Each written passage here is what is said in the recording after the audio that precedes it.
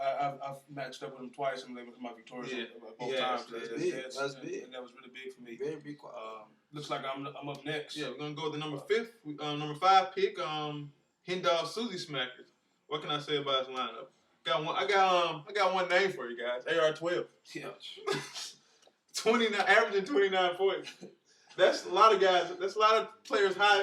A lot of teams high score. Only this is maxed out at 29. Yeah. And he has this guy who's going 29. Then Shady McCoy. What can I say? Say? Maybe had his worst game last week and had 17, 19 points. Something like that. Maybe had his worst game I've seen him play. Chris Johnson, who I feel at any time is going to have a big game. Right. And I hate to say it, guys, if you're playing this guy this week, this is probably going to be the week against that Panther defense. Mm-hmm. I feel even when I played when my best player Adrian Peterson played the Panther, not even a big screen guy, had 100 yards receiving. Mm-hmm. This guy's a big screen guy. Mm-hmm. Yeah, I'm just hoping he gets that ball, man. Then Jimmy Graham, who's been top 3 tight end all year. Yeah. I traded away Fitzgerald. He just wasn't giving me what I thought I needed at that position. At any time he could go out big. I don't know whether his quarterback play would allow him to put up too many points. Right, but I take a solid 14 points from him. Because they're going to be passing. Because they're going to be behind in most of their games. Right. Solid team, guys. The guy put up 180 points in the game, so that's all I really have to say. Yeah, I'll chime in real quick. I mean, when you have the number 1 quarterback, running back, tight end, and defense, I mean, those are.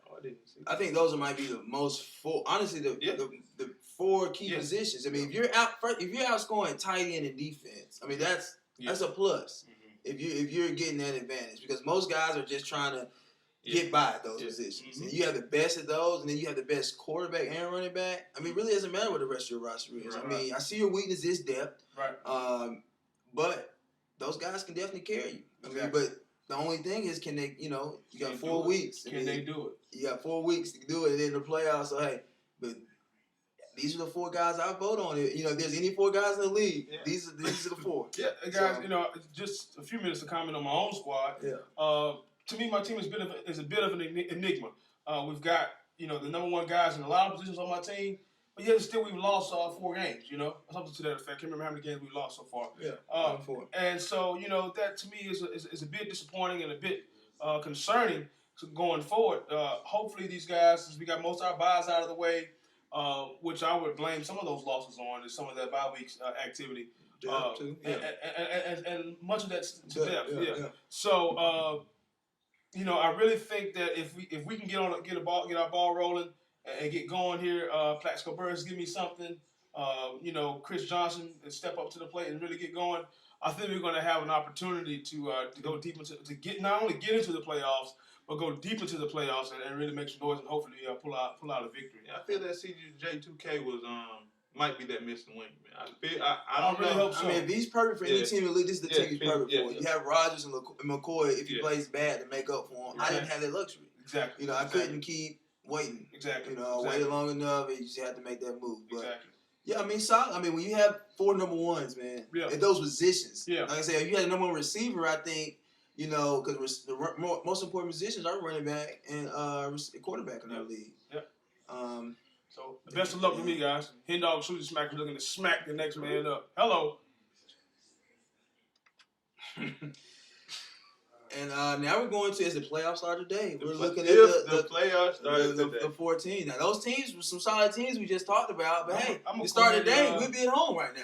I'm going to go ahead and crank this conversation up a little bit. First of all, I hate Tar Heel Blue. All right? I hate it. I hate him with a lot of Are you playing him this week? I ain't playing him. I just don't like him. Is there a reason? Yeah. Because his name's Tar Heel Blue. Yeah. That's it. It's the only reason why I don't like him. I just don't like that guy. Okay. Sometimes in life you just don't like people. Yeah, I understand. And there's no rationale for it. I just don't like you. You know who you are. Yeah, son. But let's talk about his roster and be objective about it. Drew Brees is his quarterback. He's a roller coaster guy in my opinion. He's going to give you some good games with a lot of touchdowns, a lot of passing yards. He's going to give you some bad games with some BS and some interceptions and things like that. Sometimes I don't know what that guy's thinking. But as long as he's doing what he needs to do, he's going to be a solid contributor. Michael Turner, the running back position, Brandon Jacobs, who's filling in for Amar Bradshaw. He can be a solid contributor week in and week out. But to me, overall, when I look at his team, I don't know if I see that much sustainable success available here. With Wes Welker and Mike Wallace, are probably your two best guys on the squad. But you look at somebody like Reggie Wayne, who's got Curtis Painter throwing him the football. I don't really know if I'm agreeing with that. So to me, I think he's in the playoffs now. But if I had to choose a team that would be the team that wouldn't be in the playoffs come the end of the season, without looking at the top three teams, this would be the team that I selected for that, and that has nothing to do with my hatred for Tar Heel Blue as a person. Okay. Well, if you remember, back was it 4 or 5 weeks ago when we did this, Tar Heel Blue was red hot. Yeah.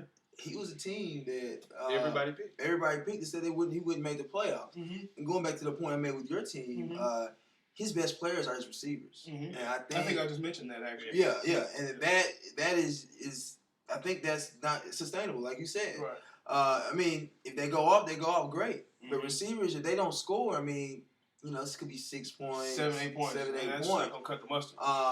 So I think that's where he's finding his weakness. And then, like you said, he has two great receivers. Yeah, I mean, they're balling. Yeah. But then he has Reggie Wayne, who's not going to give you more. He's averaging 6 points a game. Brendan Jacobs, who, as soon as Bradshaw comes back, he's done. So really, he doesn't have another running back. And Michael Turner is great. As great as he is, he can't do it all by himself. All right, and then Drew Brees is kind of like Tom Brady a little bit. He started out very hot, and now he's kind of sizzling out down a little bit. I mean, so the same thing you can say for Wes Welker. Yeah. And he goes. That's the only thing about having your best player as a receiver. He goes as the quarterback goes. Yeah. Like we said, Tom Brady last 2 or 3 weeks have been a game guy's been doing a lot of jamming at the line. He might get 4 touches. Yeah. As a running back, you're getting a bad game. You might get 12 to 15 touches. Right. And that was my deal with that trade that you. I totally understand. Yeah. Totally understand. So. Then great. I mean, he has top fives. He has a million top 5 players, so he could go back to his, But right now he's going down right now. He's lost 3 in a row as well, just like me. So he's got to pick it up. Who does he play this week? Who does he play this week? January Juggernaut. So this is January Juggernaut. If you want it, Gabe, this is it, man. This is it. If you want it, this is it. Your chance to get it. Tar Heel Blue. Next we have. Team King. Team King. Look at this guy's roster. Yeah. I can't be mad at that. Hey, all I got to say is great coaching. Because I'm looking at your team. I can't be mad at that at all. Only thing you have that's a number 1 or top 5 is your kicker. And you're winning games. I don't know how. He's winning games. That tie that he scored was big. Took you from the bottom, maybe the number 8 seed, to the number 3 seed, all because of the tie. That tie definitely took him. Well, it took him to from 6. Yeah, 6 to because he definitely been 6. 5 he'd be 5 and 4. And that okay, yeah. It took you to 6 seed. That tie was big. Got some nice young players, but that's my one thing with them. Julio Jones had his best game last game. That is something that only 2 rookies have ever done. So meaning that it won't happen again. Right. Very unlikely. Yeah. Two touchdowns for over 50 yards. I don't think he can count on that night in and night out. And then he has AJ Green, who the team haven't been through that fire yet. Every team they played a team with a combined record of 16-35. Right. So now they're coming through the Baltimores. And the Pittsburghs, and we'll see how Andy Dalton holds up in that atmosphere. When you got Terrell Suggs and Ray Lewis coming to introduce themselves. Coming up there. I know they want to introduce themselves. Yeah. So we'll see how that stands up. But Darren Sproles is his guy. He's his workhorse. He's going to get you points at any time. He's going to have 15 off the rip. You can go ahead and just write that in. Right. And then when he's going to have a game where he's going to take a punt return back or something, and that's going to jump you up to 20. Yeah. So, solid squad. Phillip Rivers has been performing, I know, with a 3rd pick as he picked him as he would like. But I got to feel like it's Phillip Rivers. Coming down to the end of the season, he's going to perform. I really hope he does. Not this week. Throw the ball to Antonio Gates. That's all I need you to do. Right. But, hey. Yeah, I mean, going back, once again to one of our previous shows, I made the comment, if Phillip Rivers, You know, if he starts to play, look out for Team King. And you look at his roster, you look at the data. I mean, you can't explain it, like you said. You can't explain it. He doesn't have. I mean, he's not. I mean, he has a lot. Actually, you know what? When I talked about when I looked at his team earlier, he has a lot of top 30 players, which is very key. His depth. I think. Look, I mean, I think my team. I think his team has he does have great depth, and that's. I mean, that's his coaching. I mean, if that's what's gonna get him in, that's what's gonna get him in. I mean, you talked about his roster. I mean, there's nothing to talk about, but I mean, I think he's doing a great job coaching his team. Great job coaching, and that'll get you in definitely. Just to say one thing, piggybacking off what you guys have said. Again, no need to further the sentiment, but his roster is great. And his depth to me is one of the best assets he's got working for him. I mean, you look at guys like Andre Johnson on his bench, although he's not a bench player, he's a starter. He's hurt. But he's on the bench right now. Jermichael Finley, Mike Tolbert, Torrey Smith, who just caught the game-winning touchdown last week in Baltimore. Jay Cutler in the Falcons defense. I mean, that type of bench is gonna set you up. Any one of those players can play. Yeah, starting those guys any time of the week. Right. So to me, I think this is the team you're going to have to watch out for. He's very, very sneaky person here coming down to the last. Yeah, time we talked about it's bad for you when you're from the bottom trying to sneak up, but when you're up top, it's great. So moving right along. Yeah, moving right along. The number 2 team in the league. I mean, all aboard. I mean, I probably, this is bologna and filet, right? Bologna and filet. Have we given him a Hey, he was bologna until Coach really wanted Ray Rice. I mean, I don't know who wants to start. I'm going to crank it up. I'm just going to name some names out, guys, and I'm just going to that's how I'm going to start it off. Okay, yeah, just tell me what team they're on. Tony Romo, all right, Matt Forte, Beanie Wells, Vincent Jackson, Roddy White, Dwayne Bowe, Rob Gronkowski, 49ers defense, and then Alex Henry. To me, I think this is one of your more solid starting lineups in the league. Tony Romo is a bit iffy. He will be the biggest question mark. But then you look at a guy like Matt Forte, who's your modern-day Marshall Faulk. Yeah. He can get it done in the passing game with screens. He can get it done in the running game with week in, week out. With whatever they want him to run.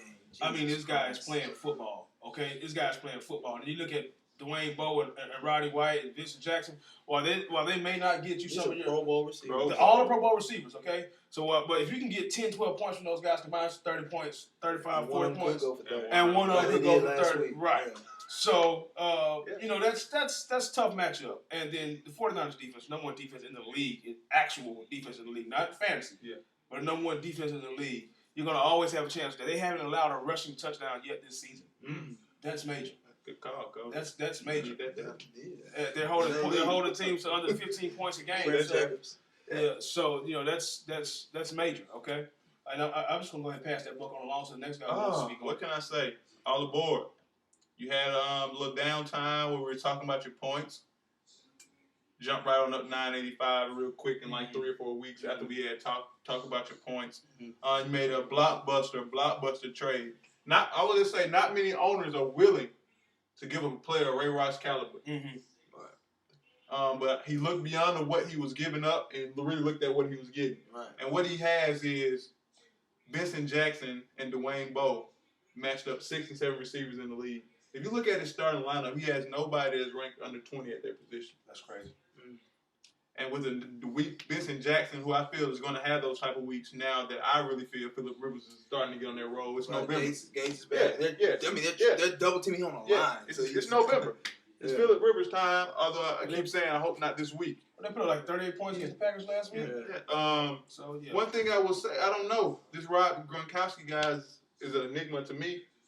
I felt like he was just hot at the beginning, but he hasn't tailored off too much. He's still number number 2. He didn't score 100 points in 3 And Roddy White hasn't got off this year, guys. So I think that's your new toy syndrome coming into play with with Julio, Ryan and Julio. So guy has a solid squad. I think a lot of it is predicated on how Tony Romo plays at your one of your main state positions as your quarterback.